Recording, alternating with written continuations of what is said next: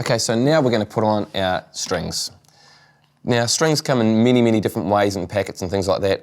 It's pretty simple. On the back, it explains the gauge of the strings, the thickness of the string, basically, from the skinniest to the big fattest string.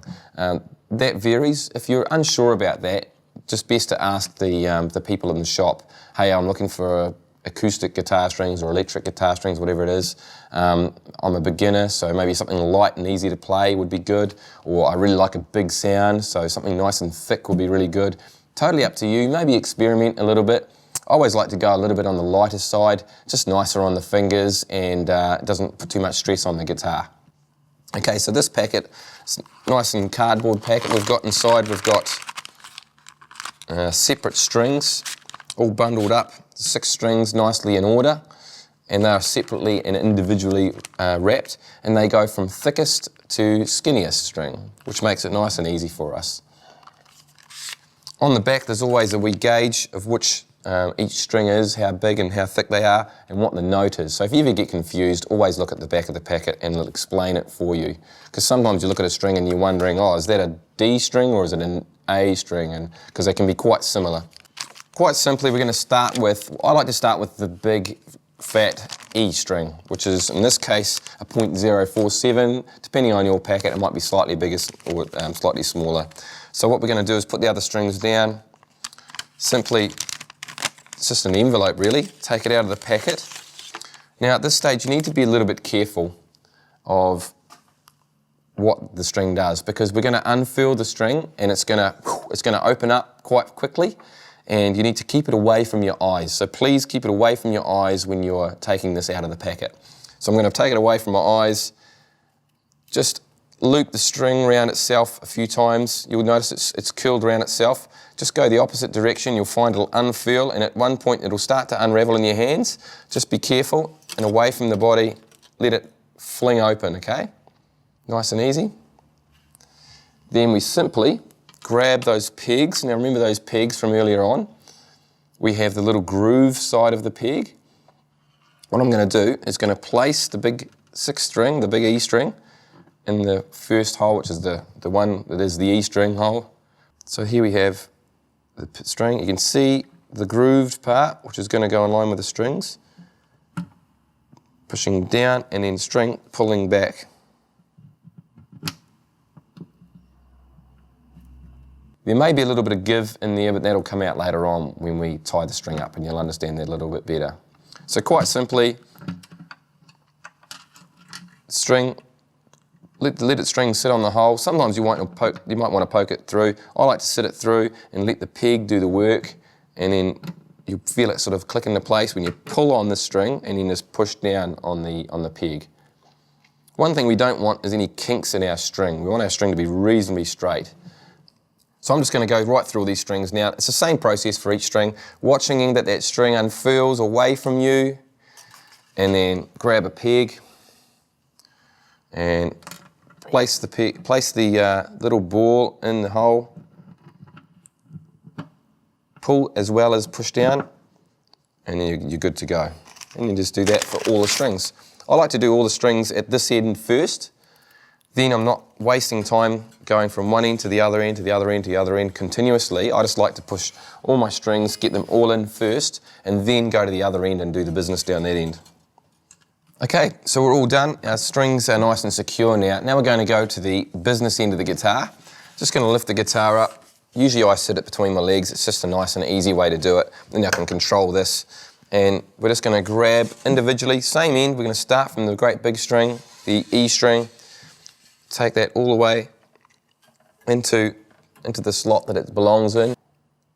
And then we're just going to go on the inside. Now this is really important. On the inside of the tuning head, okay? We're just going to wrap the string around. So I'm wrapping around the string, keeping it nice and low. Use my other finger to help out, keeping it down. See my other finger's come along, it's just pushing that down. We want that to be low. Because it's the big string, one time, making sure that we keep the string down. So we don't want that to flip over, because it'll develop a kink in it. So we want that string to just go around there nicely. And in this case, I'm only going to wrap it around once, and then holding that string down, we're going to find the tip of the string. We're going to go through the hole above that string. We don't want the string to go up, and we don't want to thread it through there. That's no good. On top of the string, that locks the string in place. It's not going to move anywhere then. Now see, that's nice and safe. I can just pull that through now, and that string won't go anywhere. And that's fine. Just to that point is fine. Okay, so with this bit that I'm doing now, the bit at the headstock here, it's actually the most important part, and it's the bit that it's kind of fiddly, and you'll find that you'll poke yourself in the finger and you'll do all sorts of crazy stuff. I still do that now after all these years of changing strings. It doesn't really matter too much as long as you spend most of the time at this point making sure that you don't get kinks in the strings. What I mean by that is when a string wraps around itself in a little loop and then it ends up pulling tight, because that will become brittle and break when the tension comes on. So what you want is the string to be, like in this case here, coming up on the inside again. This is the next string, the A string I'm doing now. So I'm up at the next headstock up, I'm at the next tuning head. Come up on the inside, keep the tension on, we wrap around, back over itself, making sure it's on top of itself, pull the string down, and then I use my other hand to pull that down. Keep the tension on. While that's there, poke it through the hole on top of, remember, on top of the strings, and that locks it in place. And then we can just pull that through, no problems, and we're ready to go. So I just do that for every single string now. So now I'm doing the D string, grab that string, follow up the line, put it in its little groove, up to its machine head. Now this string is a little bit thinner, so instead of just going around once, I'm going to go around a couple of times, keeping it down, and then I'm going to push it down and thread it through. And keeping all the pressure on to make sure it's down, don't want it to flick up. Push down, we don't want it to loop over, we don't want it to do that, we want it to keep there, pull it tight. Watching, of course, these are quite dangerous, so watch out for those. Now on the other side of the guitar, we're going to come right up, this is the G string, we're going to go right up now until the top head, but we go on the inside again, the inside, and we go to the outer area, because the other side of the guitar. So on this side, we're on the inside, and we went in this direction towards the machine head. Now we're on the inside going towards the machine head this way. Now it's even skinnier, this string, so we're going to go 1, 2, and 3. I'm going to wrap it around 3 times in this case. You can judge that yourself. And then poke it through, pulling all the strings down, make sure they're down when you pull it tight, and that's ready to go. So this string now, these are the really fiddly strings, guys. The strings that don't have any copper winding on them, so it's just purely the steel. Watching the eyes, of course, as it's hitting me in the eyes as I talk to you. Up the inside, and now really skinny here. I can try and keep my hands out of the way a little bit. Pulling tight, and wrapping around again. Keeping it high, pulling it tight, and then maybe using your fingernail just to push it down a bit. I'd probably go 3 times or 4 times round.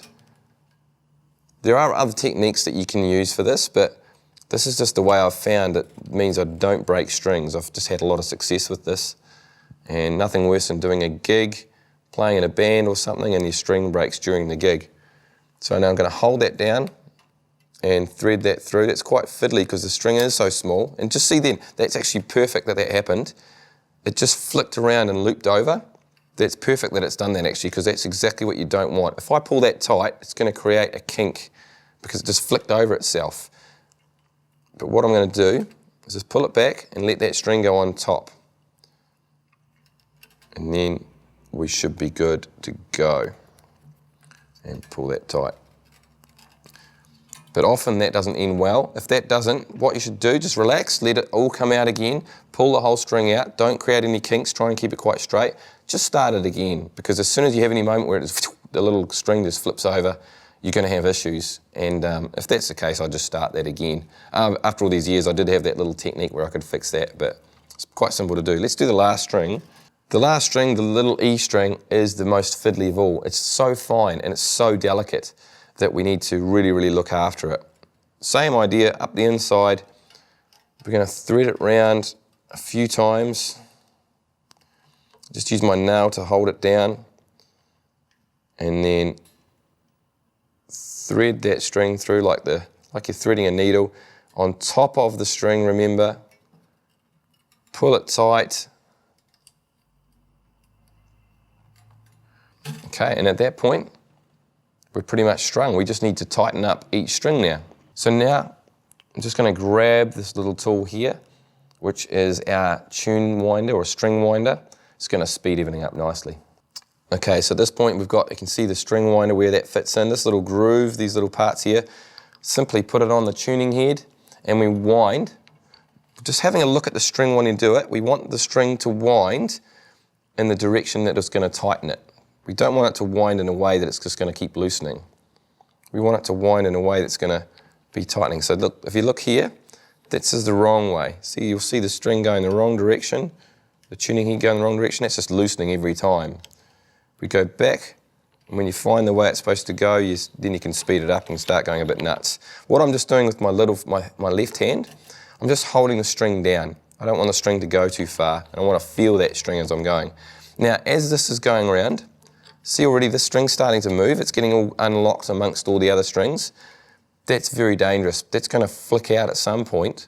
So just make sure you keep away from the string. Sometimes people like to clip the strings. I like to wait until my strings are nice and tight before I clip them because you just don't know how much of that string you'll need. So while that's winding, I'm just going to keep my face well out of the way, but I'm just going to watch it, and you'll start to see tension coming on that string. It's a bit fiddly there. And I'm going to play that note. When it starts getting solid, you'll start hearing it. Hear that note coming up? Now, as soon as I get a note out of it, I usually stop winding at that point and go to the next string because we don't know how tight we need that yet until we tune the guitar. So we simply go up to the next one, same direction. All these will be the same. And when it's tight enough, you'll start feeling that string with my left hand. My left hand is just feeling the string. You'll feel the tension. It's starting to become tighter and tighter. And then you start to hear a note come, like really low note. And it starts to get rid of some of the slack and a beautifully wound string, that one. Next one, same thing. And you might hear it go up and then all of a sudden drop. It'll drop really low. That's just the slack coming out of the string around here. Around here you've got lots of space between the strings, and that's the space disappearing.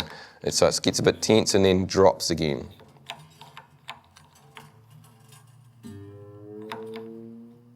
So we've got a nice note happening there already, okay? Okay, so we just have to wind up all of our remaining strings now, making sure that the turning is turning, in this case, turning away, which tightens up the strings. And of course, just keep the other hand, you can hear the note change. If you don't hear anything, just make sure you are actually playing when you are winding the right string. Otherwise, you could be winding a string that's completely not the right one, just putting a whole lot of tension on a string which can cause them to snap. It gives you a real fright when that happens. Unfortunately, you'll have to do that at some stage because that's just how you roll, that's just how we roll. Mistakes will happen, that's how we learn.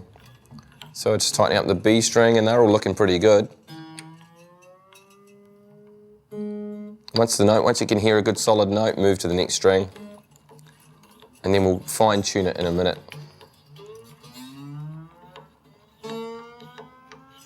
Okay, so now we're just going to have to snip the little ends off now. The reason I do this at this stage is because the strings are now tight, they've fallen into place, and if we're not going to snip any strings and then have any issues with not having enough slack so that we can actually tighten our strings. So this is the reason I just like to do that now. So I'm going to go through and just start one by one snipping the ends of the strings off.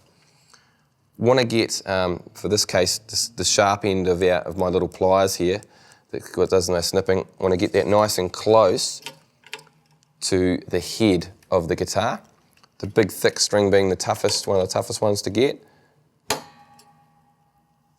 And so we've gotten that way nice and close. The reason we snip these off and don't just wind them around each other is just basically safety. We don't want them in our eyes, and we don't want them sort of making lots of jingly jangly noises all the time. So we'll get rid of that sort of thing.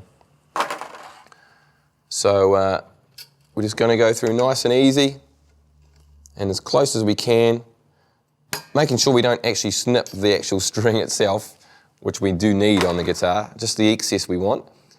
Get the pliers right out the way. You can find special tools that will do this specifically, but as long as you've got something sharp enough, you should be able to do that no problems.